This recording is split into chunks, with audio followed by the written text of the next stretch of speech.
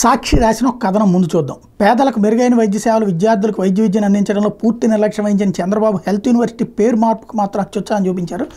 రాష్ట్ర సచివాలయంలో సోమవారం జరిగిన మంత్రివర్గ సమావేశంలో వైఎస్ఆర్ హెల్త్ యూనివర్సిటీ పేరుని ఎన్టీఆర్ హెల్త్ యూనివర్సిటీగా మారుస్తూ తీసుకున్న నిర్ణయం పట్ల విమర్శలు వెలువెత్తుతున్నాయి. 3 సార్లు సీఎంగా చేసిన బాబు ఏనాడు ప్రభుత్వ వైద్య రంగాన్ని పట్టించుకోలేదు.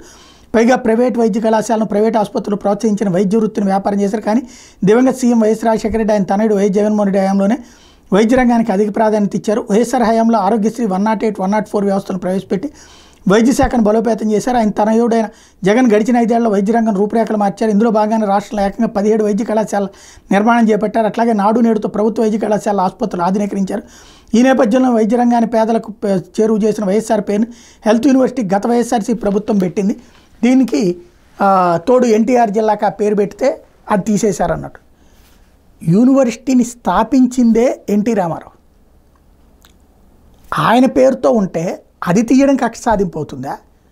అలా కాకుండా ఆ పేరుని మార్చిన దాన్ని మారిస్తే కక్ష సాధింపు అవుతుందా? అసలు ఎవరు అడిగారు ఎన్టీఆర్ హెల్త్ యూనివర్సిటీని పేరు మార్చమని చెప్పి? ఆ చెప్పినటువంటి వాళ్ళని తిట్టాలి, లేదా చెప్పినటువంటి వాళ్ళని అన్నాలా? ఏంటి బద్ది అన్నటువంటి. ఎందుకంటే రాజశేఖర రెడ్డి ఆరోగ్యశ్రీ విషయంలో అనండి, ఫీజు రియంబర్స్మెంట్ విషయంలో అనండి, తప్పులేదు. సరే, ఈ పేర్లు మార్చుకుంటున్నారు, నడుస్తున్నది.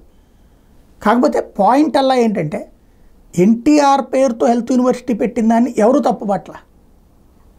అంటే మామూలు హెల్త్ యూనివర్సిటీని ఎన్టీఆర్ పేరు పెట్టారు ఆయన చనిపోయిన తర్వాత. దాన్ని మార్చాల్సిన అవసరం ఏంటి? ఇప్పుడు మనమే చెప్తున్నాం 17 కాలేజీలు ఇవి పెట్టారు. దానికి ఏదన్నా ఒక కార్పొరేషన్ పెట్టుకుంటారా, ఏం చేస్తారో చేసి దానికి ఏదన్నా వైఎస్ఆర్ పేరు పెడితే అర్థం ఉండేది, లేదా జగన్ పేరు పెడితే అర్థం ఉండేది. కానీ అయినా అసలు కాలేజీలకు కార్పొరేషన్ ఎందుకుంటే చండాలంగా. కాకపోతే అసలు ఈ కక్ష సాధింపు అనేదాన్ని మిగతా అంశాల్లో వర్తిస్తుంది, కానీ ఈ వ్యవహారంలో కక్ష సాధింపు అనేది వెరితనం.